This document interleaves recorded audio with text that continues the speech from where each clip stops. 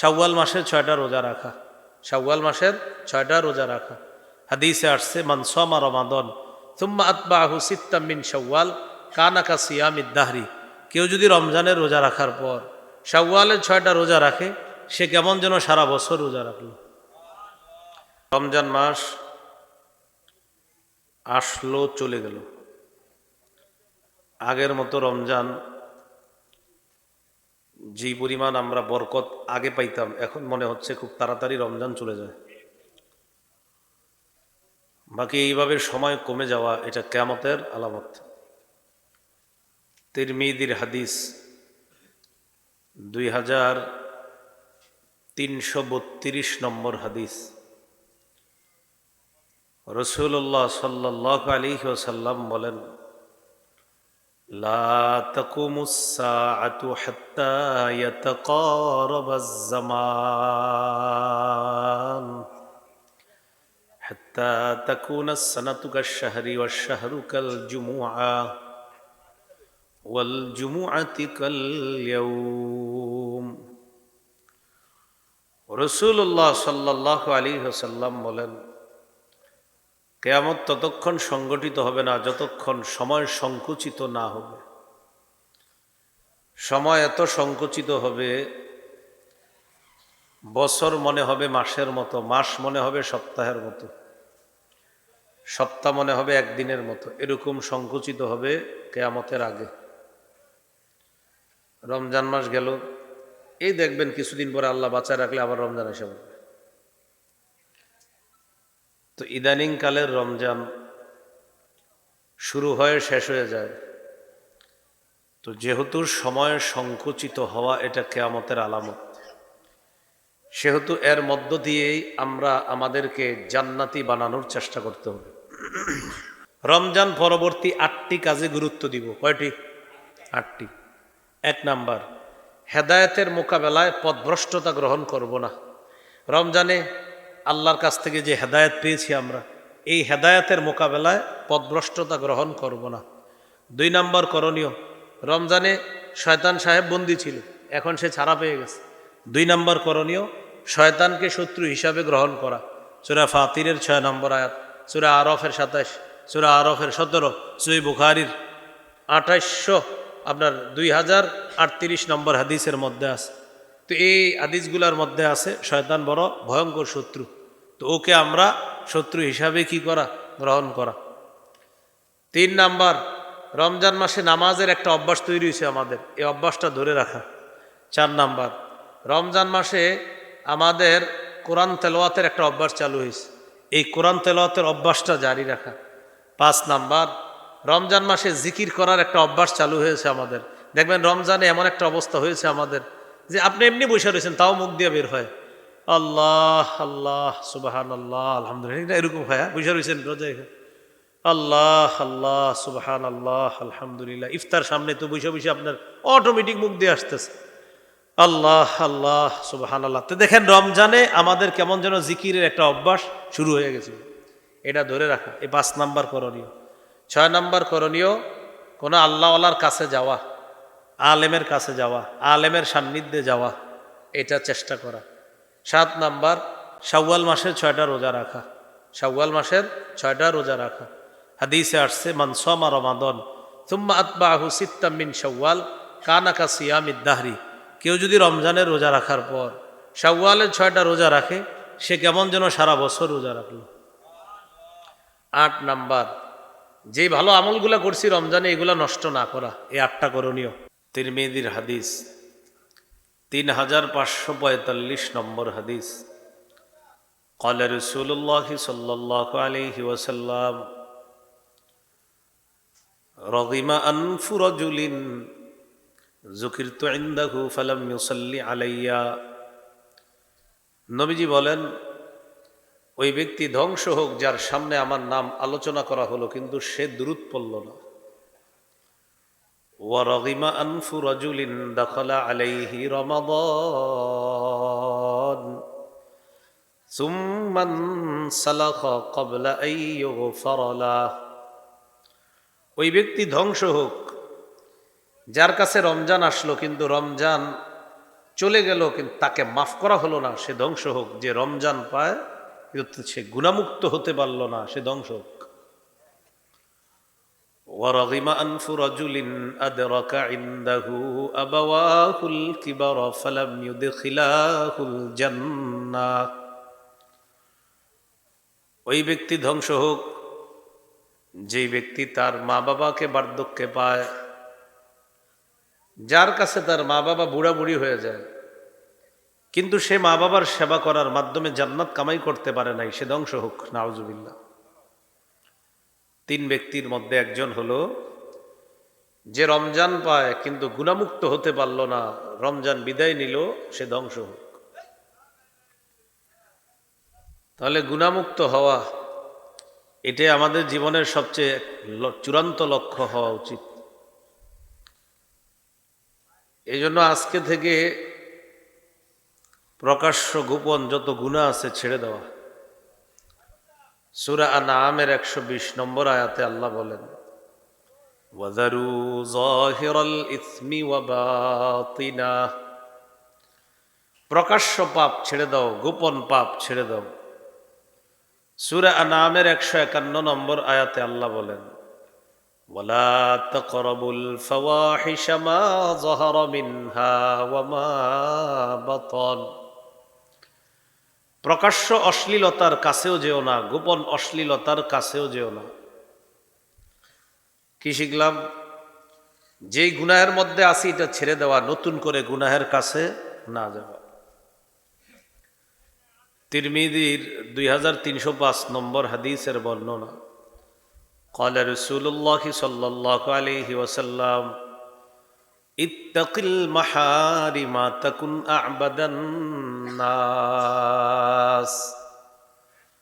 সাহাবী আবু হুরায়রা রাদিয়াল্লাহু তাআলা আনহুকে আল্লাহ নবী বলেন, আবু হুরায়রা, হারাম থেকে বাঁচো, গুনাহ থেকে বাঁচো, নিষিদ্ধ কাজকর্ম থেকে বাঁচো।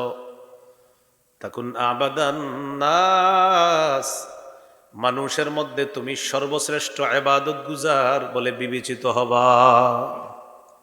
গুনাহ থেকে বাঁচো, হারাম কাজ থেকে বাঁচো, মানুষের মাঝে সর্বশ্রেষ্ঠ আবেদ ইবাদতকারী হিসাবে আল্লাহর কাছে গণ্য হয়ে যাবে। সহিহ বুখারীর বর্ণনা, ইন্নাল মুমিনা ইয়ারা যুনুবাহু কাআন্নাহু কাঈদুন তাহতা জাবালিন ইয়াখাফু আন ইয়াকা আলাইহি। একজন মুমিন গুনাহকে মনে করবে পাহাড়, এই পাহাড় আমার উপর পড়বে আর আমি মারা যাব। মুমিন ছোট বড় যে কোনো গুনাহকে মনে করবে পাহাড়, মুমিন গুনাহকে মনে করবে পাহাড়। ওয়া ইন্নাল ফাজিরা ইয়ারা যুনুবাহু কাযুবাবিন মাররা আলা আনফিহি। পাপাচার বান্দা গুনাহকে মনে করবে মাছির মতো, মাছি নাকের ডগায় সামনে দিয়ে যায় আর আসে, কোনো ব্যাপার না, মাছি ব্যাপার না। আর মুমিন বান্দা গুনাহকে মনে করবে পাহাড়ের মতো। আল্লাহ আমাদেরকে কথাগুলা মনে রাখার তৌফিক দান করেন। গুনাহ থেকে বাঁচার উপায় প্রায় 70টার কম বেশি উপায় আছে। আপনাদের সামনে নির্বাচিত 11টা উপায় বলবো, মনে রাখবেন। 1 নাম্বার উপায়, খাঁটি তওবা করা। সূরা তাহরিমের 8 নম্বর আয়াতে আল্লাহ বলেন, ইয়া আইয়ুহাল্লাযীনা আমানু তুবু ইলাল্লাহি তাওবাতান নাসুহা আসা রাব্বুকুম আন ইউকাফিরা আনকুম সাইয়্যাতিকুম। হে ঈমানদারগণ, তোমরা আল্লাহর কাছে খাঁটি তওবা করো, আশা করা যায় তোমাদের রব তোমাদের জিন্দেগীর সব গুনাহ মাফ করে দিবে। তওবার 4টি শর্ত, এটা মনে রাখতে হবে। কয় শর্ত? মৌলিক 3টি, শেষে আরেকটি যুক্ত করতে হবে। হলো কয়টা? 1 নাম্বার, গুনাহ থেকে ফিরে আসা। 2 নম্বর, অতীতের গুনাহের উপর অনুতপ্ত হওয়া, ছি ছি আমি এটা কি করলাম। ইবনে মাজার 4252 নম্বর হাদিসে আছে, قال رسول الله صلى الله عليه وسلم الندم التوبة।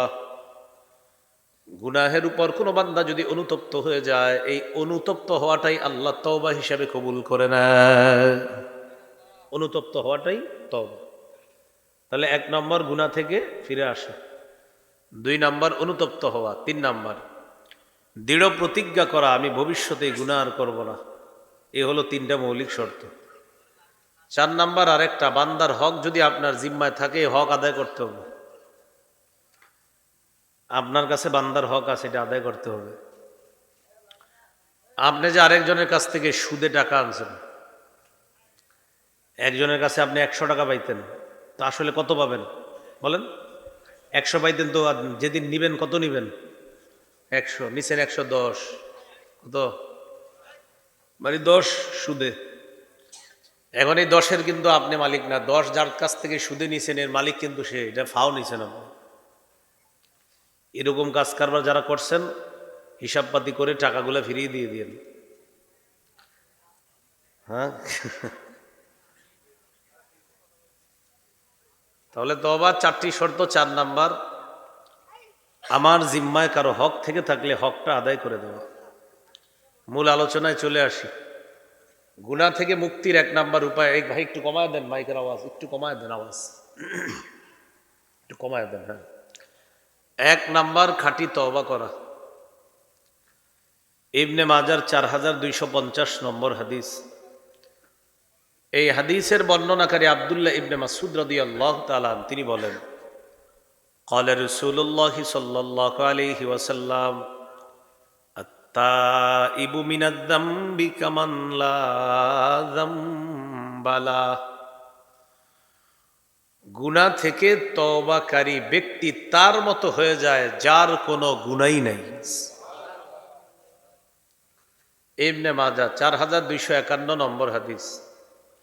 عن أنس بن مالك رضي الله تعالى عنه قال قال رسول الله صلى الله عليه وسلم كل بني آدم خطاء وخير الخطائين التوابون। নবীজি বলেন, আদম সন্তান সবার কম বেশি পাপ হয়ে যায়, পাপীদের মধ্যে তারাই হলো উত্তম যারা বেশি বেশি আল্লাহর কাছে তওবা করে নেয়। আমার আপনার কম বেশি পাপ হয়, আমাদের মাঝে যারা বেশি তওবা করে, নবীজি বলেন আমি তাদেরকে সর্বোত্তম বলে ঘোষণা করলাম। তিরমিজির হাদিস 3538 নম্বর হাদিস। হাদিসটা ছোট, বুখারী মুসলিম একটু বড় করে আসছে, মন দিয়ে শোনেন। এক ব্যক্তি সফরে বের হয়েছে, সফরে তার বাহন আছে, বাহনের উপর তার খানা আছে, পানীয় আছে, সফরের সরঞ্জামাদি আছে, সফরের পথ চলার জন্য পাথেও আছে। সফর করতে করতে লোকটা ক্লান্ত হয়ে গেলেন। শরীরের ক্লান্তি দূর করার জন্য তিনি যাত্রা বিরতি দিলেন। যাত্রা বিরতি দিয়ে এক জায়গায় তিনি বসলেন। হঠাৎ তার চোখে তন্দ্রা এসে গেল। তন্দ্রা আসার পর একটু পরে ঘুমায় গেছে। ঘুম থেকে ওঠার পর তিনি তাকিয়ে দেখেন তার বাহন, তার খানা, তার পানীয়, তার সফরের যে পাথেও আছে সব হারায় গেছে। মনটা খারাপ, পেরেশান হয়ে যায়। আমি এখন কি করব? আমি কি বাকি পথ সফর করব না বাড়িতে ফিরে যাব? যদি বাড়িতে ফিরে যাই তাও যেই পরিমাণ খানা পানি সফরের সরঞ্জামান দরকার এটা নাই, কারণ সব তো শেষ। আবার বাকি পথ সফর করব, যেই সমস্ত পাথেও দরকার, খানা দরকার, পানীয় দরকার, বাহন দরকার নাই। তার মানে বাড়িতেও যাওয়া যাবে না, বাকি পথ সফর করা যাবে না। কি করব? এখানে মরে যাব। বৈশা রয়েছে অপেক্ষা, যে আমার মরণ যদি এখানে হয় হয়ে যাবে, আল্লাহ নিয়ে নিবে। বৈশা বৈশা অপেক্ষা করতেছে, কারণ খানা নাই, পানি নাই, এমনি বাঁচবে না। তো বৈশা আবার চোখ লেগে গেছে, চোখ খুলছে। খোলার পর দেখে কি তার হারিয়ে যাওয়া বাহন, খানা পানীয়, সফরের পাথেও নিয়ে তার ওই হারিয়ে যাওয়া বাহনটা উপস্থিত হয়ে গেছে। এখন ওই লোকটা কি পরিমাণ খুশি হবে? হাদিসে আসছে বিশিদ্দাতিল ফারহি, খুশির অতিশয্যে ওই লোক আল্লাহকে বলে, আল্লাহুম্মা আনতা আবদি ওয়া আনা রব্বুকা। খুশির অতিশয্যে বান্দা আল্লাহকে বলে, আল্লাহ আপনি আমার বান্দা, আমি আপনার রব। কি বলল? বুঝেন নাই কথাটা? আল্লাহকে বলতেছে, আল্লাহ আপনি আমার বান্দা, আমি আপনার। মানে ওনার মাথা ঠিক নেই, এত খুশি। কি যে বইলে ফেলছে, মানে বলতে চাইছিল আল্লাহ আপনি আমার রব, আমি আপনার একজন বান্দা, নগণ্য বান্দা। এটা না কইয়া বলতেছে আল্লাহ আপনি আমার বান্দা, আমি আপনার রব। তো নবীজি বলেন খুশির কারণে ওই বেচারা মুখ দিয়ে যে কি বলছে ওর নিজেও জানে না। লাল্লাহু আশাদ্দু ফারহাম বিতাওবাতি আহাদিকুম মিন আহাদিকুম বিদাল্লাতিহি ইযা ওয়াজাদাহা। তোমাদের কোনো ব্যক্তি হারিয়ে যাওয়া বাহন ফিরে পাওয়ার পর, বস্তু ফিরে পাওয়ার পর যেই পরিমাণ খুশি হয়, তোমাদের মধ্যে কেউ যদি তওবা করে, ওই তওবাকারী বান্দার তওবায় আল্লাহ তাআলা ওই ব্যক্তির চেয়ে কোটি গুণ বেশি খুশি হয়ে যায়। বেশি বেশি তওবা করা। সহিহ মুসলিমের বর্ণনা, ক্বালা রাসূলুল্লাহ সাল্লাল্লাহু আলাইহি ওয়াসাল্লাম, ইন্নাল্লাহা ইয়াবসুতু ইয়াদাহু বিল্লাইল লিয়াতুবা মুসিউন নাহার ওয়া ইয়াবসুতু ইয়াদাহু বিন-নাহার লিয়াতুবা মুসিউল লাইল। আল্লাহ তাআলা দিনের বেলা ক্ষমার হাত প্রসারিত করে দেয় রাতের তওবাকারীদের তওবা কবুল করার জন্য। রাতের বেলা ক্ষমার হাত প্রসারিত করে দেয় দিনের পাপীদের তওবা কবুল করার জন্য। হাদিসের মাধ্যমে বোঝা যায় 24টা ঘন্টা আল্লাহ বান্দাকে মাফ করতে চায়। 24 ঘন্টা আপনার তওবা কবুল করতে চায় আল্লাহ। আমার আপনার উচিত আল্লাহর কাছে বেশি পরিমাণে তওবা করা। আল্লাহ তৌফিক দান করেন। গুনাহ মাফের 2 নাম্বার উপায়, বেশি বেশি ইস্তেগফার পড়া।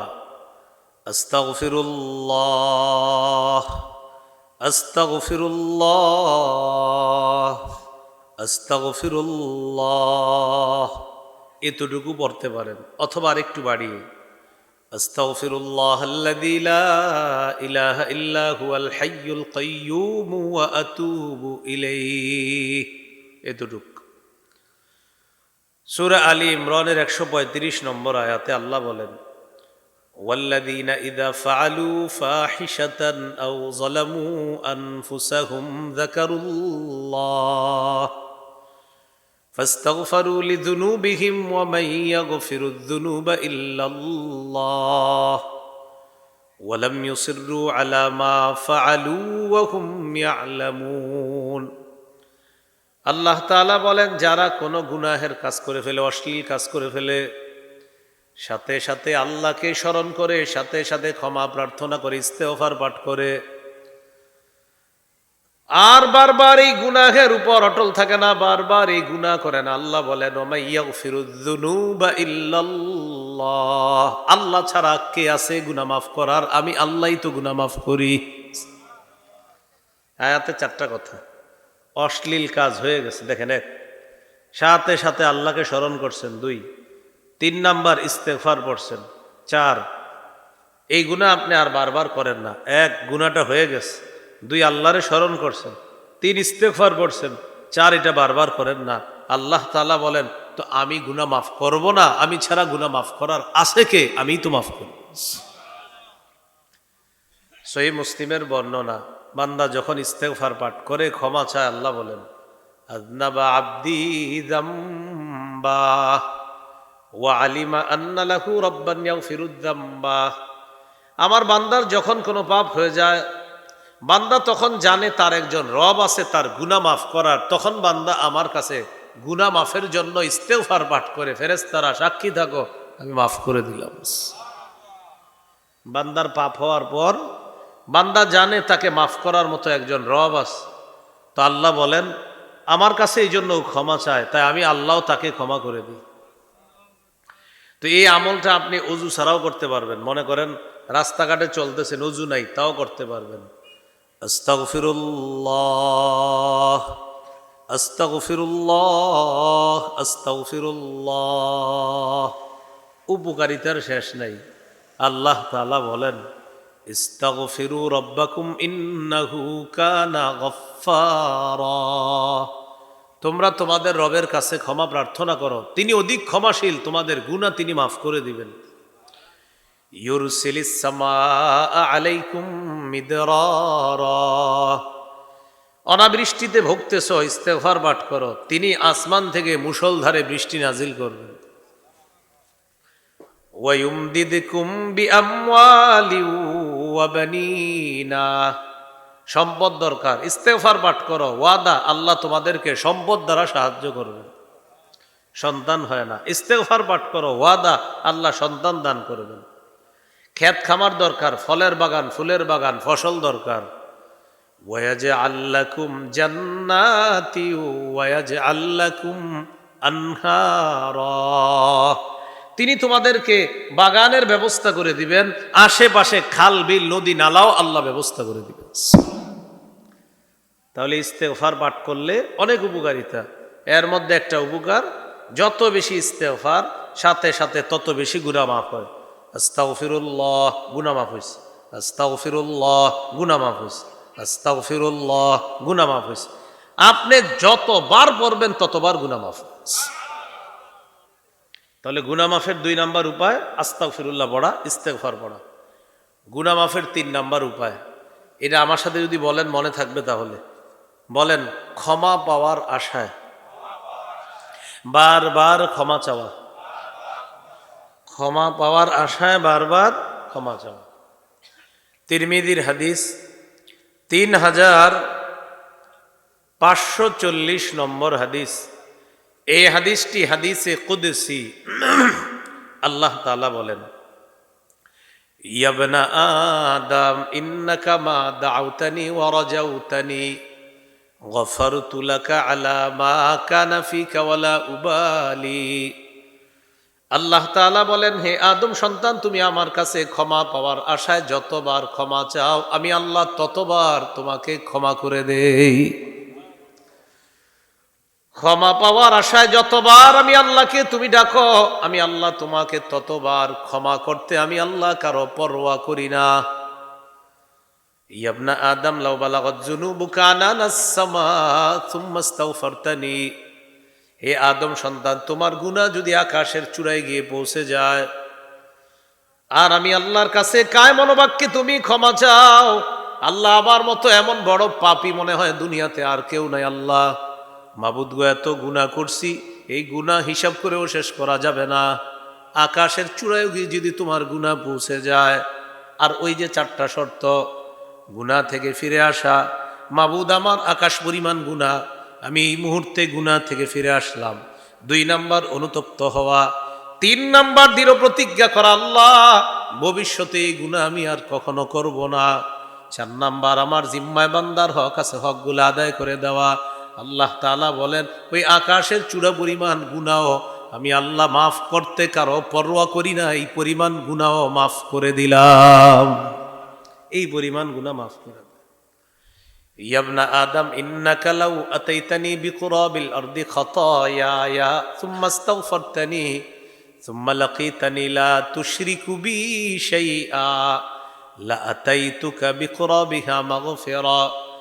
দুনিয়ার রাশি রাশি বালু পরিমাণ গুনাহ নিয়ে যদি আমার কাছে উপস্থিত হয়ে যাও, আমি যদি দেখি তোমার গুনাহের মধ্যে কোনো শিরক নাই, কি নাই, দুনিয়ার বালু পরিমাণ গুনাহ নিয়ে আসছো কিন্তু শিরিক নাই, আর ওই যে 4 শর্ত আছে, ওই যে গুনাহ থেকে ফিরে আসা, অনুতপ্ত হওয়া, প্রতিজ্ঞা করা আর গুনাহ না করার, আর হলো বান্দার হক আদায় করে দেওয়া, আর আল্লাহ দেখছে আপনার গুনাহে শিরিক নাই, আল্লাহ বলেন লা আতাইতুকা বিকুরাবিহা মাগফিরা, আমি বালু পরিমাণ ক্ষমা নিয়ে বালু পরিমাণ গুনাহ মাফ করে দিব। তাহলে 3 নাম্বার ক্ষমা পাওয়ার আশায় বারবার ক্ষমা চাওয়া।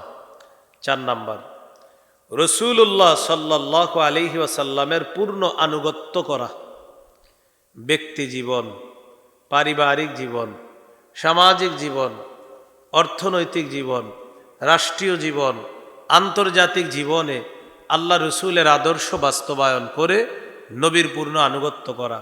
মেসওয়াক করা, ঘর থেকে দোয়া পড়ে বের হওয়া, ঘরে দোয়া পড়ে প্রবেশ করা, বাথরুম থেকে বের হওয়া ঢোকার সময় দোয়া পড়া, মসজিদে প্রবেশ বের হওয়ার সময় দোয়া পড়া, এগুলা করার পাশাপাশি আমার আপনার অর্থনৈতিক জীবন, নবী কিভাবে চলছেন অর্থনৈতিক জীবন, এটা ফলো করা।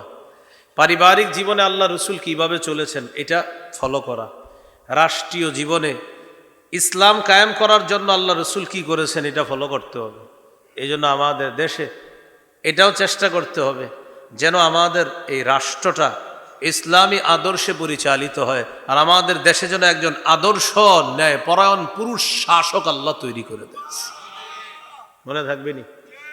তাহলে একটু দোয়া করেন, বলেন আল্লাহ কিয়ামতের আগে আমাদের দেশে আর কখনো যেন কোনো নারী শাসক না হয়। কি শাসক না হয়? কেন? সবাই বলেন কেন? আরো জোরে বলেন, আরো জোরে। قال رسول الله صلى الله عليه وسلم لا يفلح قوم ولوا امرهم امرأتان। নবীজি বলেন ওই জাতি কিছুতেই সফল হবে না যে জাতি তাদের নেতৃত্বে কোনো নারীকে বসায় দেয়। যে জাতি তাদের নেতৃত্বে কোনো নারীকে বসায় দেয় এই জাতি কিছুতেই সফল হবে না। কেউ যদি আবার স্বপ্ন দেখেন যে না আবারও নারী চাই, তাহলে আপনি এইভাবে একটা পোস্টার করেন, আগামীতে আবারও নারী শাসক চাই, কেননা আমি বলদের মতো সারা জীবন হতবাকা থাকতে চাই।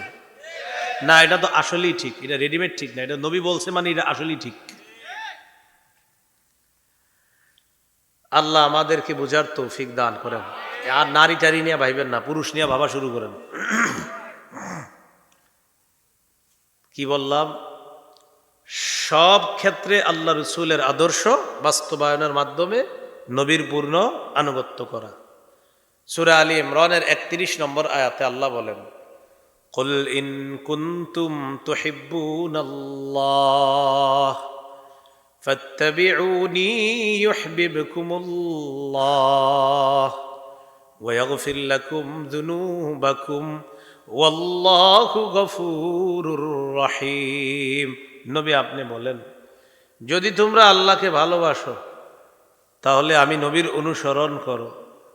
যদি নবীর অনুসরণ করো ইউহিব্বুকুমুল্লাহ, আল্লাহ তোমাদেরকে ভালোবাসবে।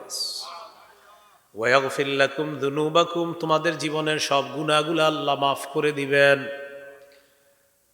তাহলে আমার সাথে একটু বলেন, নবীর অনুসরণ করলে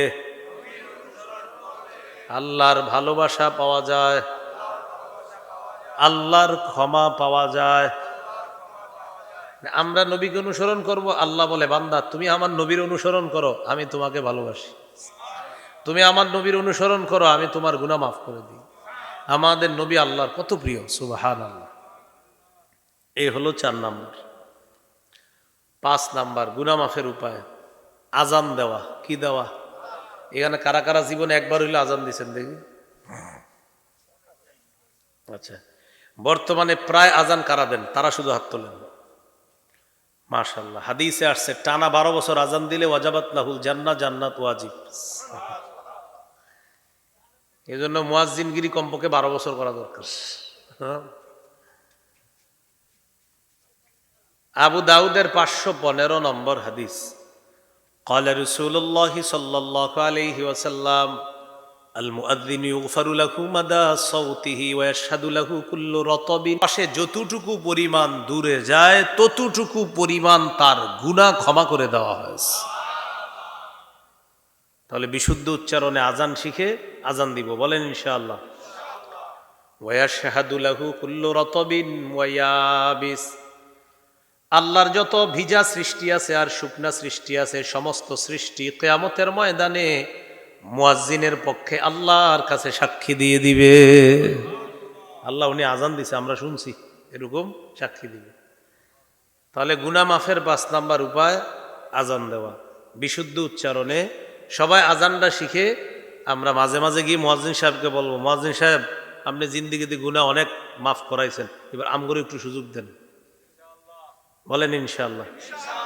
না আপনারা এটা করেন, আপনারা টেনশন করেন, মুয়াজ্জিন সাহেব 5টা মিনিট দেরি করে আসুক, দাঁড়ান এই মাসে 100 টাকা কাটবো বেতন, এই চিন্তায় থাকেন না। এই চিন্তা না করা, মাঝে মাঝে ইমাম মুয়াজ্জিনের একটু দেরি হতেই পারে। 5 মিনিট দেরি হইলে মুসল্লিরা একসাথে মিছিল দিয়া ঘাটটা পিছনে নেয়। 1 মিনিট দেরি হইলে, 5 মিনিট না, 1 মিনিট, ঘাটটা 2 জায়গায় যায়। প্রথমে ঘড়ির দিকে একদম মিছিলের সাথে একসাথে, এবার দরজার দিকে। ইমাম সাহেব আসে না কেন? বেচারা হয়তো আপনার গত 5 বছরে আজকে একবার প্রথম হয়েছে, এবার শুরু করলো। ডেলি এমন করে করছে কিন্তু একবার, কি কয় এরকমই করে, এরকম শুরু হয়ে গেছে মসজিদে কথাবার্তা। আপনাদের এলাকা না হইলেও পৃথিবীতে হয় না? আচ্ছা, তাহলে তো হইলই। তো বলছিলাম মুয়াজ্জিন সাহেব তার আজানের আওয়াজটা যেই পরিমাণ দূরে যাবে এই পরিমাণ তার গুনাহ আল্লাহ ক্ষমা করে দিবে।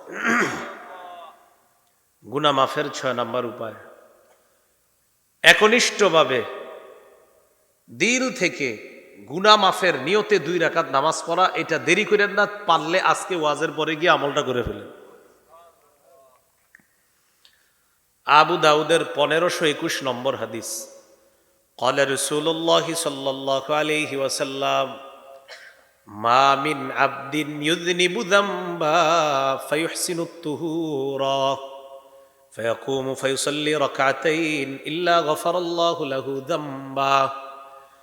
কোন ব্যক্তি যদি অপরাধ হয়ে যাওয়ার পর, গুনাহ হয়ে যাওয়ার পর ওযু করে 2 রাকাত নামাজ আদায় করে, সালাম ফিরানো শেষ, তার গুনাহও শেষ, আল্লাহ তার গুনাহ মাফ করে দেন। এই জন্য আমরা মাহফিলের শ্রোতা যারা থাকি, আমরা সুবহানাল্লাহ ঠিকই বলি, কিন্তু আমলটা দেরিতে করি। যেমন এই আমলটা বললাম, আগামী বছর জিজ্ঞেস করলে অনেকে বলবেন হুজুর এখনো করা হয়নি। বক্তা সাহেব মাইকে বলতেছে, ক্বালা রাসূলুল্লাহ সাল্লাল্লাহু আলাইহি ওয়াসাল্লাম, মান সাল্লাল ইশা ফি জামাআ ফাকান্নামা ক্বামা নিসফাল লাইল। কোন ব্যক্তি যদি এশার নামাজ জামাতে পড়ে, পড়ার পর যদি ঘুমায় যায়, ঘুমের মধ্যে থাকলেও আল্লাহ তাআলা তাকে অর্ধেক রাত জেগে জেগে ইবাদত করার সওয়াব দিয়ে দেয়। ওয়ামান সাল্লাল গাদাতা ফি জামাআ ফাকান্নামা সাল্লাল লাইলা কুল্লাহ। কোন ব্যক্তি সারা রাত ঘুমাই থেকে ওঠার পর ফজরের নামাজটা জামাতে পড়ছে, এশা জামাতে পড়ে ঘুমাই গেছে, লম্বা ঘুম দিছে, ঘুম থেকে উইঠা ফজরের নামাজ জামাতে পড়ছে, নবীজি বলেন সে কেমন যেন সারা রাত নামাজ পড়ছে। এখন সুবহানাল্লাহ পড়ছেন, ঠিক আছে তো, কিন্তু কথা হলো এশার ফজরটা পড়ছে কয়জন? হাত তুললেন না কেউ, কথার কথা। আপনি হাদিসটা শুনলেন, শোনার পর সুবহানাল্লাহ বললেন, সুবহানাল্লাহ তো উঠে পড়তে হবে, জান্নাতে গাছ হয়, কিন্তু সুবহানাল্লাহ পড়ার পর এশার নামাজ ধরছি কিনা এটা হলো মূল বিষয়।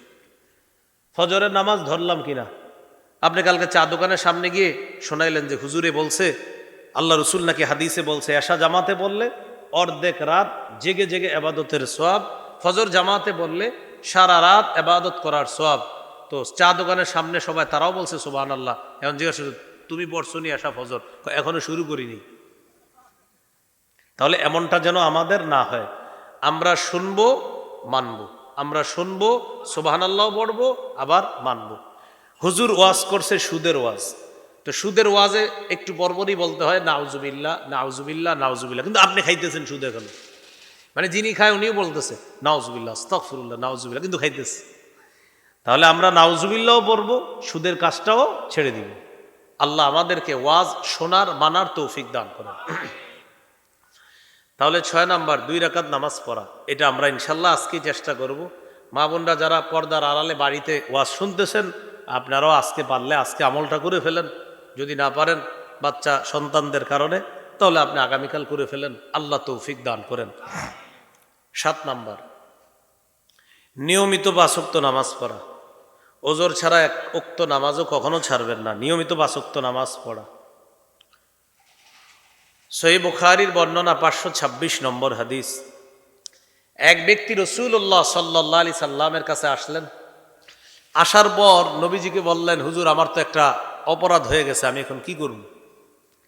আল্লাহ তাআলা ওই মুহূর্তে সূরা হুদের এক আয়াত নাজিল করে দিস, ওয়া আকিমিস সালাতা তারাফাইন নাহার ওয়া যুলাফাম মিনাল লাইল ইন্নাল হাসানাতি ইউযহিবনাস সাইয়্যাত। তুমি নামাজ কায়েম করো দিনের 2 প্রান্তে এবং রাতের কিছু অংশ, নিশ্চয়ই পুণ্যের কাজ পাপের কাজকে মিটিয়ে দেয়। এখানে পুণ্য দ্বারা 1 নাম্বার উদ্দেশ্য হলো নামাজ। নামাজ যে 5 ওয়াক্ত নিয়মিত পড়বে, আমি আল্লাহ এই 5 ওয়াক্ত নামাজের কারণে তার অসংখ্য অগণিত গুনাহ মাফ করে দিয়েছি।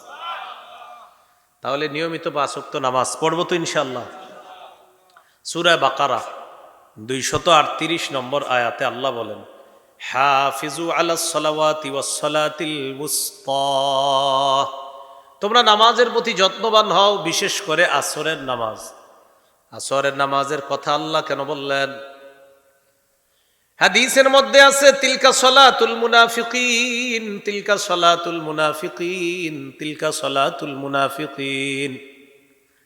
এটা মুনাফিকের নামাজ, এটা মুনাফিকের নামাজ, এটা মুনাফিকের নামাজ।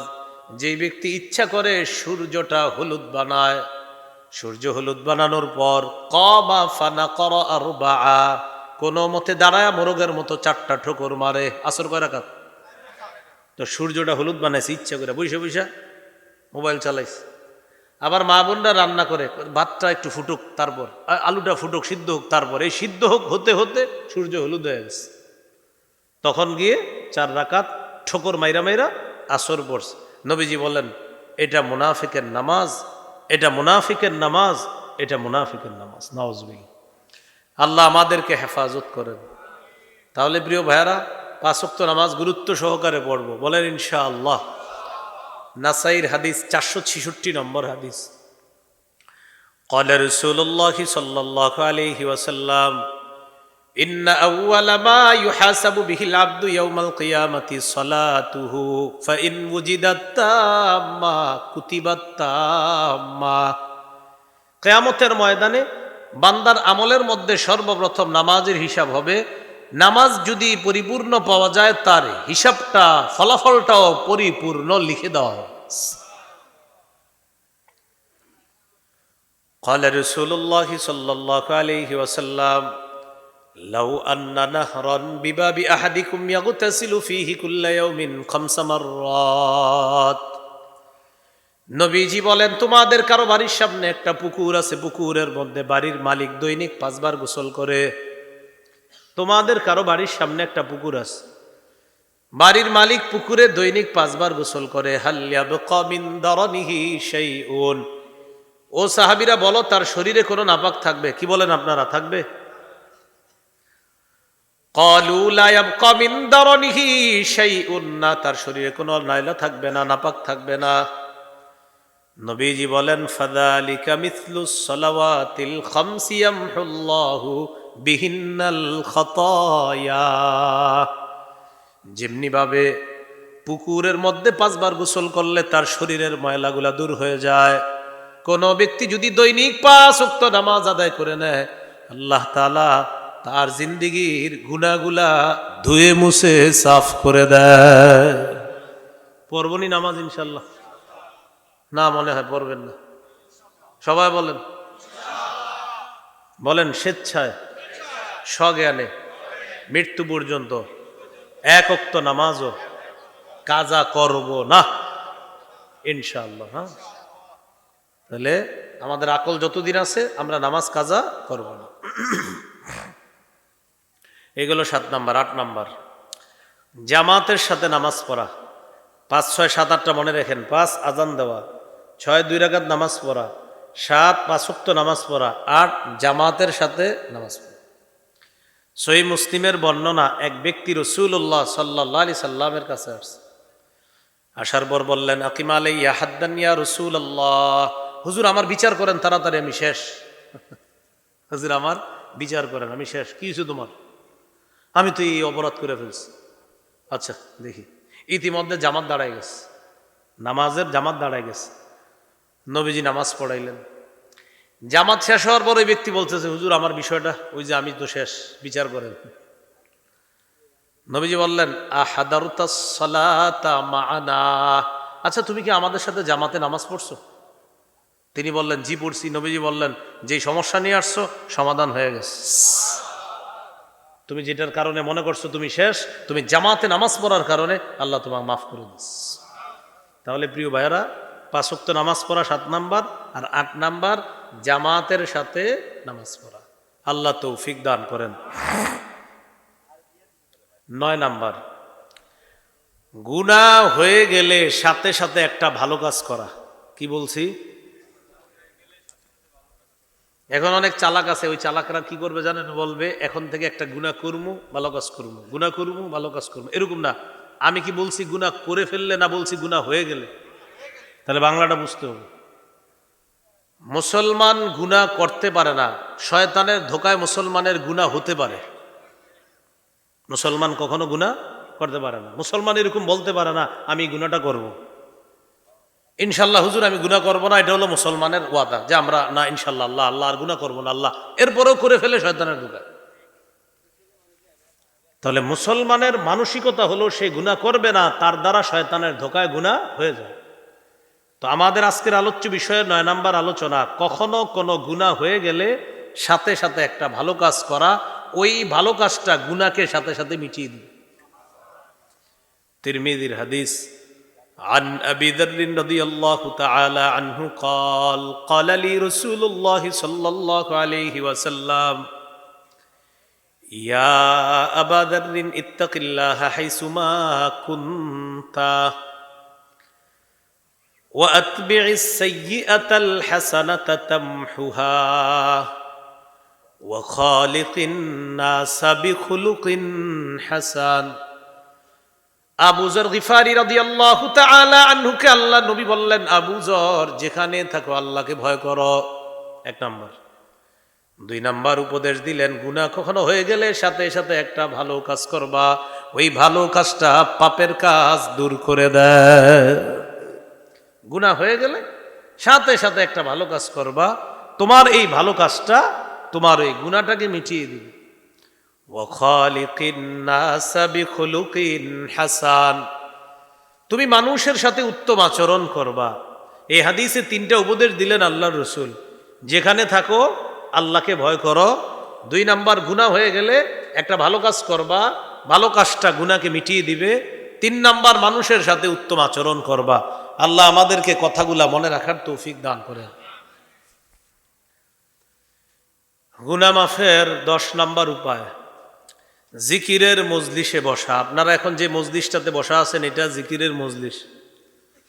সহিহ বুখারীর বর্ণনা, 6408 নম্বর হাদিস, ক্বালা রাসূলুল্লাহ সাল্লাল্লাহু আলাইহি ওয়াসাল্লাম ইন্না লিল্লাহি মালাইকাতান ইয়াতুফুনা ফিত তুরুকি ইয়ালতামিসুনা আহলায যিকরি।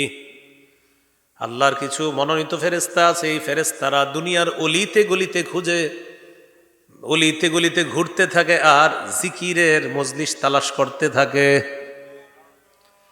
ফাইদা ওয়াজাদু কওমান ইয়াযকুরুনাল্লাহ, ফেরেশতারা যখন পেয়ে যায় একদল মানুষ আল্লাহর জিকিরে ব্যস্ত, এই রাস্তা দিয়ে একদল গেছে, এই রাস্তা দিয়ে, এই রাস্তার ফেরেশতারা অন্য রাস্তার ফেরেশতাদেরকে ডেকে বলে, তানাদাউ হালুম্মু ইলা হাজাতিকুম, আসো, যেই দলটাকে তোমরা তালাশ করতেছিলা আমরা ওই দলটাকে হোসেনপুর ওই আপনার যুব সমাজ এলাকাবাসীর উদ্যোগে একটা আয়োজন হয়েছে, ওই দলটাকে আমরা এই মাঠের মধ্যে আল্লাহর দ্বীন সম্পর্কে আলোচনারত অবস্থায় পেয়ে গেছি, আসো।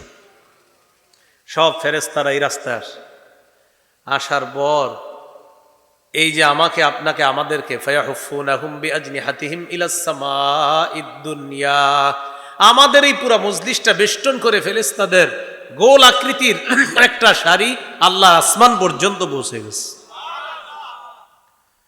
ফায়াসআলুহুম রাব্বুহুম ওয়া হুয়া আ'লামু বিহিম, আল্লাহ আমাদের ব্যাপারে জানে, এরপরেও ফেরেশতাদেরকে প্রশ্ন করে, মাযা ইয়াকুলু ইবাদি, আচ্ছা আমার বান্দারা কি বলে? তখন ফেরেশতারা বলে, ইউসাব্বিহুনাকা ওয়া ইউমাজ্জিদুনাকা ওয়া ইয়াহমাদুনাক, আল্লাহ তারা সুবহানাল্লাহ পড়ে, তারা আলহামদুলিল্লাহ পড়ে, তারা আপনার বরত্ব বর্ণনা করে। আল্লাহ বলেন, হাল রাউনি, তারা আমাকে দেখছে? না আল্লাহ, তারা তো আপনাকে দেখে নাই। আল্লাহ বলেন, কাইফা লাউ রাউনি, তারা যদি আমাকে দেখতো তাহলে কি করত? ফেরেশতারা বলে, আল্লাহ তারা যদি আপনাকে দেখতো, কানু আশাদ্দা লাকা ইবাদাতান ওয়া আকসারা লাকা তামজিদান ওয়া তাহমিদান, আরো বেশি বেশি আপনার প্রশংসা করত, পুত পবিত্রতা বর্ণনা করত, যদি আপনাকে দেখত। তখন আল্লাহ তাআলা বলেন, কি বলেন? আমরা দেখলে আরো ইবাদত বেশি করতাম না? তখন আল্লাহ বলেন, মাযা ইয়াসআলুনানি, তারা আমার কাছে কি চায়? ফেরেশতারা বলে, ইয়াসআলুনাকাল জান্নাতা ওয়া ইয়াতাআওয়াজুনা বিকা মিনান নার, আল্লাহ তারা আপনার কাছে জান্নাত চায়, জাহান্নাম থেকে বাঁচতে চায়। এটাই তো আমাদের চাওয়া। আল্লাহ তাআলা বলেন হাল রাআউহা, তারা কি জান্নাত জাহান্নাম দেখেছে? না, আল্লাহ জান্নাত জাহান্নাম দেখে নাই। আল্লাহ তাআলা বলেন কাইফা লাউ রাআউহা, যদি দেখতো কি করতো? ফেরেশতারা জবাব দেয়, আল্লাহ জান্নাত দেখলে জান্নাতে যে নেয়ামত আপনি রাখছেন এই নেয়ামত পাওয়ার জন্য আরো বেশি বেশি ইবাদত করত। জাহান্নাম দেখলে জাহান্নামের ভয়ে জাহান্নাম থেকে বাঁচার জন্য আরো বেশি বেশি আপনার দরবারে ক্ষমা প্রার্থনা করত। আল্লাহ তাআলা বলেন আচ্ছা শোনো, আমাকে দেখে নাই, জান্নাত জাহান্নাম দেখে নাই, আমার হাবিব বলেছে, বিশ্বাস করেছে। ইশহাদু আন্নী ক্বাদ গফারতু লাহুম, সাক্ষী থাকো আমি এই মজলিসের মানুষগুলাকে মাফ করে দিলাম। তাহলে জিকিরের মজলিস, এই দিনই মজলিসে বসা, দাওয়াত ও তাবলিগের মজলিস হয়, তালিম হয়, হালকায় জিকির হয়, এই যত ধর্মীয় মজলিস আছে এগুলাতে বসার চেষ্টা করা। চারজনে মিলেও যদি দিন সম্পর্কে আলোচনা করেন, দুইজনে মিলেও যদি দিন সম্পর্কে আলোচনা করেন, এটাও একটা মজলিস। এই মজলিসটাকেও ফেরেশতারা বেষ্টন করে আসমান পর্যন্ত বসছে, দুইজনের, চারজনের, তিনজন, কারণ আপনারা দিন সম্পর্কে আলোচনার মজলিসে আছেন। আল্লাহ আমাদেরকে কথাগুলা মনে রাখার তৌফিক দান করেন। তাহলে এইগুলো 10 নাম্বার উপায়, গুনাহ মাফের সর্বশেষ 11 নাম্বার উপায় জিকির করা। কি করা? 10 নাম্বারটা কি ছিল? জিকিরের মজলিসে বসা। আর 11 নাম্বার জিকির করা। ক্বালা রাসূলুল্লাহ সাল্লাল্লাহু আলাইহি ওয়াসাল্লাম আহাব্বুল কালামি ইলাল্লাহি আরবাউন, নবীজি বলেন আল্লাহর কাছে সবচাইতে পছন্দের বাক্য হলো 4টি। কয়টি? পড়ি সবাই। সুবহানাল্লাহ, আলহামদুলিল্লাহ, লা ইলাহা ইল্লাল্লাহ,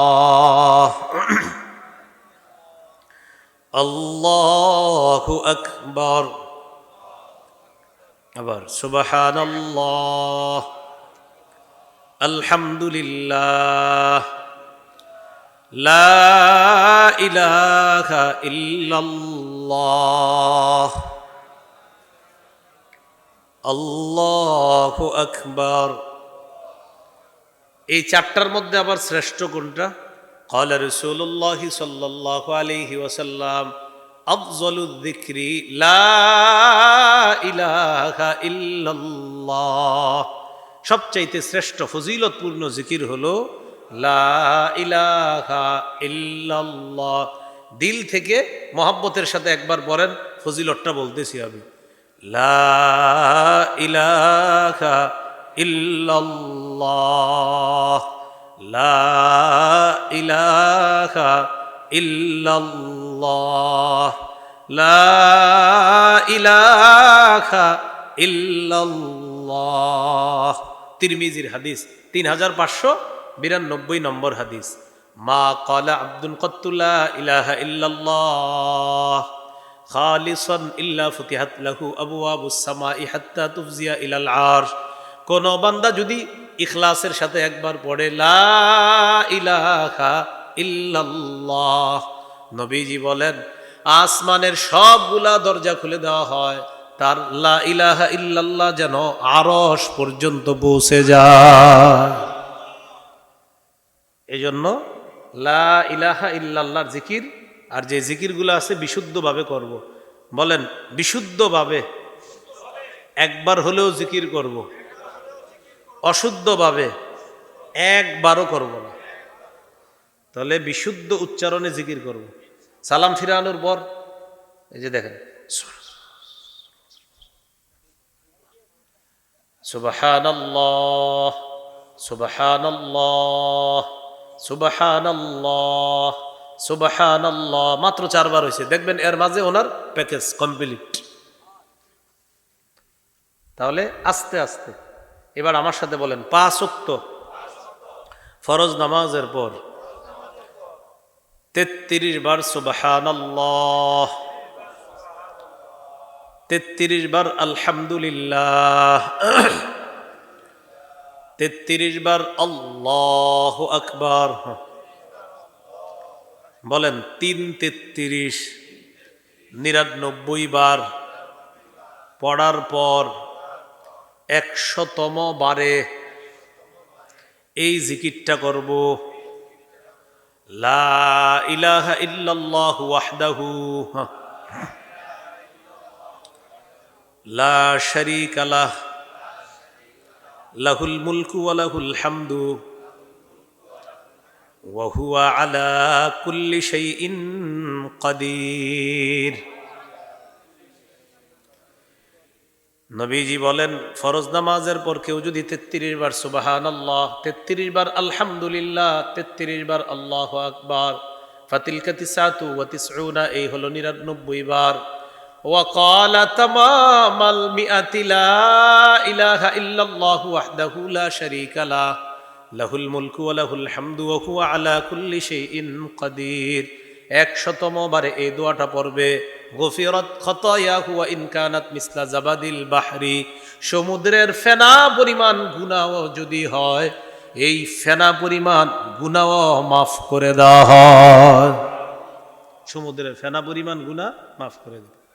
আরেকটা ছোট্ট তাসবিহ আছে, এটা 100 বার নিয়মিত পড়েন, সুবহানাল্লাহি ওয়া বিহামদিহি, সুবহানাল্লাহি ওয়া বিহামদিহি, সুবহানাল্লাহি ওয়া বিহামদিহি। এটা 100 বার, এতটুকু বাস। সুবহানাল্লাহি ওয়া বিহামদিহি, সুবহানাল্লাহি ওয়া বিহামদিহি। বুখারীর 6405 নম্বর হাদিস। নবীজি বলেন, কেউ যদি সুবহানাল্লাহি ওয়া বিহামদিহি এই জিকিরটা নিয়মিত 100 বার করে, তার সমুদ্রের ফেনা পরিমাণ গুনাহ হলেও ক্ষমা করে দেওয়া হবে। করব তো আমলটা ইনশাআল্লাহ। আল্লাহ আমাদেরকে আমল করার তৌফিক দান করেন। এবার বলেন, ঘুমের সময় 33 বার সুবহানাল্লাহ, 33 বার আলহামদুলিল্লাহ, 34 বার আল্লাহু আকবার। হ্যাঁ, এটা ঘুমের সময়। তাহলে নামাজের পরে 33 33 33 99, আর শেষে লা ইলাহা ইল্লাল্লাহু ওয়াহদাহু লা শারীকা লাহ এটা। আর ঘুমের আগে ফাতেমা রাদিয়াল্লাহু তাআলা আনহাকে নবীজি শিখিয়ে দিয়েছে, ফাতেমা ইদা আখাস্তি মাদজাকি, তুমি যখন বিছানায় যাইবা তখনই আমলটা করবা, 33 বার সুবহানাল্লাহ পড়বা, 33 বার আলহামদুলিল্লাহ, আর 34 বার আল্লাহু আকবার পড়বা। গুনাহ মাফের এই 11টি কারণ আপনাদের সামনে বললাম। এই কারণগুলো আমরা মাথায় রেখে আমরা এইভাবে আল্লাহর কাছ থেকে গুনাহ মাফ নেওয়ার চেষ্টা করব, বলেন ইনশাআল্লাহ। সংক্ষেপে 8টা কথা বলি, মন দিয়ে শোনেন। রমজান পরবর্তী 8টি কাজে গুরুত্ব দিব। কয়টি? 8টি। 1 নাম্বার, হেদায়েতের মোকাবেলায় পথভ্রষ্টতা গ্রহণ করব না। রমজানে আল্লাহর কাছ থেকে যে হেদায়েত পেয়েছি আমরা, এই হেদায়েতের মোকাবেলায় পথভ্রষ্টতা গ্রহণ করব না। 2 নাম্বার করণীয়, রমজানে শয়তান সাহেব বন্দী ছিল, এখন সে ছাড়া পেয়ে গেছে। 2 নাম্বার করণীয়, শয়তানকে শত্রু হিসাবে গ্রহণ করা। সূরা ফাতিরের 6 নম্বর আয়াত, সূরা আরাফের 27, সূরা আরাফের 17, সহিহ বুখারীর 2038 নম্বর হাদিসের মধ্যে আছে। তো এই হাদিসগুলোর মধ্যে আছে শয়তান বড় ভয়ঙ্কর শত্রু, তো ওকে আমরা শত্রু হিসাবে কি করা? গ্রহণ করা। 3 নাম্বার, রমজান মাসে নামাজের একটা অভ্যাস তৈরি হয়েছে আমাদের, এই অভ্যাসটা ধরে রাখা। 4 নাম্বার, রমজান মাসে আমাদের কোরআন তেলাওয়াতের একটা অভ্যাস চালু হয়েছে, এই কোরআন তেলাওয়াতের অভ্যাসটা জারি রাখা। 5 নাম্বার, রমজান মাসে জিকির করার একটা অভ্যাস চালু হয়েছে আমাদের। দেখবেন রমজানে এমন একটা অবস্থা হয়েছে আমাদের যে আপনি এমনি বসে রয়েছেন, তাও মুখ দিয়ে বের হয় আল্লাহ আল্লাহ সুবহানাল্লাহ আলহামদুলিল্লাহ, এরকম হয়। বসে রয়েছেন রোজায়, আল্লাহ আল্লাহ সুবহানাল্লাহ আলহামদুলিল্লাহ। ইফতার সামনে তো বসে বসে আপনার অটোমেটিক মুখ দিয়ে আসতেছে আল্লাহ আল্লাহ সুবহানাল্লাহ। তো দেখেন রমজানে আমাদের কেমন যেন জিকিরের একটা অভ্যাস শুরু হয়ে গেছে, এটা ধরে রাখা। এই 5 নাম্বার করণীয়। 6 নাম্বার করণীয়, কোনো আল্লাহওয়ালার কাছে যাওয়া, আলেমের কাছে যাওয়া, আলেমের সান্নিধ্যে যাওয়া, এটা চেষ্টা করা। 7 নাম্বার। 8 নাম্বার, যেই ভালো আমলগুলা করছি রমজানে এগুলা নষ্ট না করা, এই 8টা করণীয়। সূরা মুহাম্মদের 33 নম্বর আয়াতে আছে, লা তুবতিলু আমালাকুম, তোমরা তোমাদের আমলগুলা নষ্ট করো না। আমল নষ্ট হয় যেসব কারণে, এর মধ্যে অন্যতম একটা কারণ শিরিক করা। সূরা জুমারের 62 নম্বর আয়াতে আছে, লাইন আশরাকতা লা ইয়াহবাতান্না আমালুকা, যদি তুমি শিরিক করো অবশ্যই অবশ্যই তোমার আমল বরবাদ হয়ে যাবে, তোমার আমল নষ্ট হয়ে যাবে। তাহলে গুনাহ থেকে বেঁচে থাকার 11টা কারণ জানলাম। সংক্ষেপে রমজান পরবর্তী 8টা কাজের কথা জানলাম, এই 19টা কথা। আল্লাহ আমাদের সকলকে যে কথাগুলো শুনলাম বললাম আমরা যেন আমলে আনতে পারি, আল্লাহ তৌফিক দান করেন। আজকের যে কথাগুলো বললাম, আমার একটা সংকলন আছে মিম্বরের আমানত। আজকের আলোচনাগুলা 9ম খণ্ডে এবং 10ম খণ্ডে পাওয়া যাবে। আজকের আলোচনাগুলা 9ম খণ্ডে এবং 10ম খণ্ডে। 11টা উপায় পাওয়া যাবে 9ম খণ্ডের শেষ আলোচনা। আর রমজান পরবর্তী 8টা কাজ, এই আলোচনাটা পাওয়া যাবে 10ম খণ্ডের সম্ভবত প্রথম বা কয়েকটা পরের আলোচনা। 10ম খণ্ডের আরও সুন্দর আলোচনা হলো এখন থেকে কোরবানি পর্যন্ত কিভাবে কাটাবেন, কোরবানির গরুটা কিনবেন, এটা নাক কেমন হবে, চোখ কেমন হবে, কান কেমন হবে, এই আলোচনাগুলা 10ম খণ্ডে। হজের আলোচনা 10 নম্বর খণ্ডে। জিলহজ মাসের পরে মুহররম মাস, মুহররম মাসকে কেন্দ্র করে কিছু ভালো কাজ হয়, কিছু কুসংস্কার হয়। কুসংস্কার সম্পর্কে আলোচনাও 10 নম্বর খণ্ডে। আমাদের সমাজে কিছু কুসংস্কার আছে, কয় অমুক মাসে বিয়ে দেওয়া যাবে না, অমুক দিনই বিয়ে দেওয়া যাবে না, এরকম কিছু কথা। এই কুসংস্কারের ব্যাপারে আলোচনা আছে 10ম খণ্ডে। ঘরের চালে আইসা পেঁচা কাউয়া ডাকলে কয় আহারে না জানি কে বিপদে পড়ছে। হ্যাঁ, তো এইগুলা পুরা হাদিস কোরআন দ্বারা প্রমাণ করা হয়েছে যে এগুলা ঠিক কি ঠিক না। এই আলোচনাগুলা 10ম খণ্ডে। প্রথম খণ্ড সন্তানের 64টা অধিকার, কয় খণ্ড আছে আমার জানা নাই, ওরা নিয়ে এসেছে গাড়িতে, আপনাদের কারো প্রয়োজন হলে নিতে পারেন। যদি সবগুলা খণ্ড থাকে সবগুলাই নেন, না থাকলে যেই কয়টা আছে ওইগুলাও নিতে পারেন। প্রথম খণ্ডে সন্তানের 64টা অধিকার, কিতাবের নাম মিম্বরের আমানত। দ্বিতীয় খণ্ডে শিরিক বেদাত, তৃতীয় খণ্ডে হালাল হারাম সুদ, তৃতীয় খণ্ডে হালাল হারাম আর সুদ। এই জন্য তৃতীয় খণ্ড ভুলেও কিনবেন না, যদি সুদ ছেড়ে দেওয়া লাগে। তৃতীয় খণ্ডে হলো সুদের আলোচনা। চতুর্থ খণ্ডে স্বামী স্ত্রীর অধিকার। পঞ্চম খণ্ডে লা ইলাহা ইল্লাল্লাহর ব্যাখ্যা। ষষ্ঠ খণ্ডে নামাজ সম্পর্কে আলোচনা। সপ্তম অষ্টম খণ্ডে পাক নাপাকি এবং নামাজের মাসালা। যেমন শীতকালে অনেকে প্রশ্ন করে হুজুর শুধু ঢিলা নিলে হবে না পাকালে, আর গরমকালে হুজুর শুধু পানি নিলে হবে না ঢিলাও লাগবে, এটা গরমকালে। এখন আসলে কি ঢিলা পানি উভয়টা লাগবে না একটা নিলে হবে? এই আলোচনা সপ্তম খণ্ডে। অষ্টম খণ্ডের আলোচনাও নামাজ সম্পর্কে আলোচনা। নবম খণ্ডে রমজান, জাকাত, আর ওই যে আজকের আলোচনা রমজানের আপনার গুনাহ মাফের উপায়। আর দশম খণ্ডের আলোচনা রমজানের ঈদের দিন থেকে নিয়ে মুহররম মাস পর্যন্ত কিভাবে কি করণীয় বর্জনীয়, এই আলোচনাগুলা। কারো প্রয়োজন হলে ওরা বলছে বলে দেওয়ার জন্য আপনারা এখান থেকে সংগ্রহ করতে পারেন, এখান থেকে না হলে কোনো লাইব্রেরিতে গিয়ে বলবেন, ওরা আপনাকে এনে দিবে ইনশাআল্লাহ। আমিন ও আখির দাওয়ানা আলহামদুলিল্লাহি রাব্বিল আলামিন।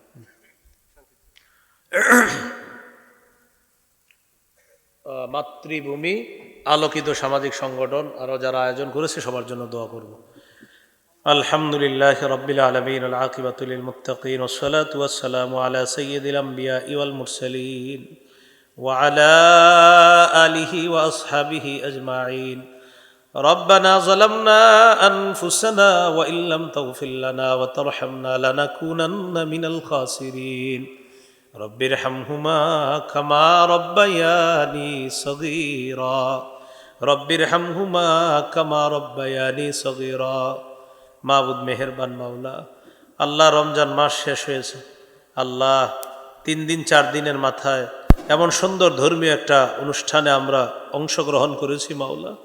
আল্লাহ মেহেরবানি করে আমাদের জিন্দিগির সব গুনাহগুলা মাফ করে দেন, আমাদের সিয়াম সাধনা কবুল করে নেন। আল্লাহ এই রমজান আসলো আবার চলে গেল, আল্লাহ গুনাহ মাফ হয়েছে কিনা আমাদের জানা নাই।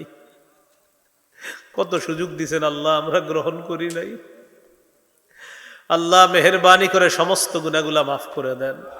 আল্লাহ যারা পেরেশানিতে আছে তাদের পেরেশানিগুলা দূর করে দেন, যারা অভাবী তাদের অভাব দূর করে দেন, যারা ঋণী ঋণ পরিশোধের ব্যবস্থা করে দেন।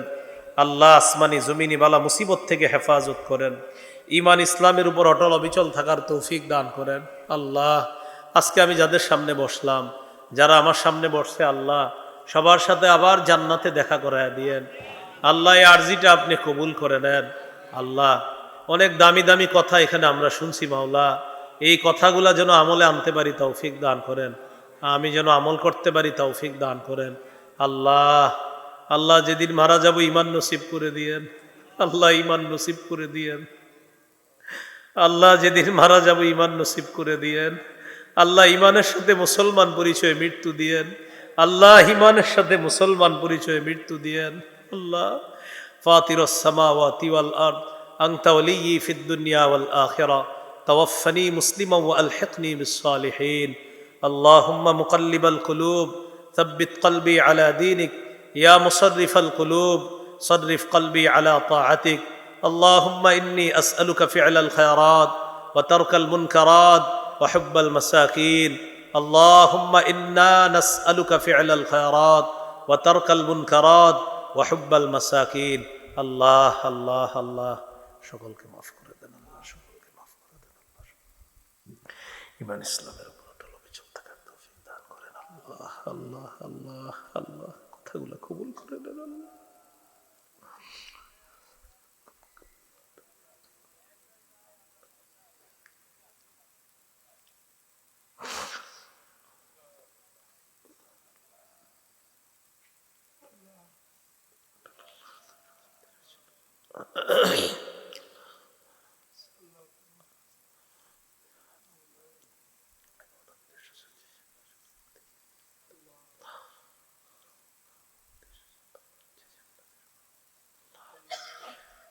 আল্লাহ জানমালের অ্যাক্সিডেন্ট থেকে হেফাজত করেন আল্লাহ, রোডগার্ডের অ্যাক্সিডেন্ট থেকে হেফাজত করেন আল্লাহ। হাদিসে আসছে 3 ব্যক্তির দোয়া ফেরত দেওয়া হয় না, এর মধ্যে একজন মুসাফির, আমি মুসাফির। যে দোয়াগুলা করছি আল্লাহ আপনি কবুল করে নেন আল্লাহ। জান্নাতে আবার দেখা করায় দিয়েন আল্লাহ, জান্নাতে দেখা করায় দিয়েন আল্লাহ। আল্লাহ আল্লাহ করে দেন আল্লাহ। ঢাকার উদ্দেশ্যে রওনা করব, সহি সালেমে নিরাপদে গন্তব্যে পৌঁছায়া দিন আল্লাহ। আমার উস্তাদদের মধ্যে যারা বেঁচে আছে হায়াতে তৈয়বা দান করেন, যারা বেঁচে নাই তাদের কবরগুলা জান্নাতের বাগান বানায়া দেন। এই এলাকার ছোট বড় নারী পুরুষ যারা কবরে আছে সবার কবরগুলা জান্নাতের বাগান বানায়া দেন আল্লাহ। আল্লাহ আজকে হাফিজি হুজুর রহমতুল্লাহ আলাইর ছোট সন্তান আল্লাহ মাওলানা আতাউল্লাহ হাফিজি আল্লাহ আজকে দুনিয়া থেকে বিদায় নিয়েছে মাওলা। আল্লাহ মেহেরবানি করে হজরতের কবরটা জান্নাতের বাগান বানায়া দেন আল্লাহ। আল্লাহ মাওলানা আতাউল্লাহ হাফিজি হুজুর রহমতুল্লাহ আলাইর কবরটা জান্নাতের বাগান বানায়া দেন আল্লাহ। মাওলানা আতাউল্লাহ ইবনে হাফিজি আল্লাহ রহমতুল্লাহ আলাইর কবরটা জান্নাতের বাগান বানায়া দেন আল্লাহ। আমাদের দোয়া আপনি কবুল করেন। আমাদের মুরব্বী উলামা একরাম যারা বেঁচে আছে তাদেরকে হায়াতে তৈয়বা দান করেন। রব্বানা তাকাব্বাল মিন্না ইন্নাকা আনতাস সামিউল আলিম ওয়া তুব আলাইনা ইন্নাকা আনতাত তাওয়াবুর রহিম। ওয়া সাল্লাল্লাহু তাআলা আলা খায়রি খালকিহি সাইয়্যিদিনা মুহাম্মদ ওয়া আলা আলিহি ওয়া আসহাবিহি আজমাইন। সুবহানা রাব্বিকা রাব্বিল ইজ্জাতি আম্মা ইয়াসিফুন ওয়া সালামুন আলাল মুরসালিন ওয়ালহামদুলিল্লাহি রাব্বিল আলামিন। আমিন। আসসালামু আলাইকুম।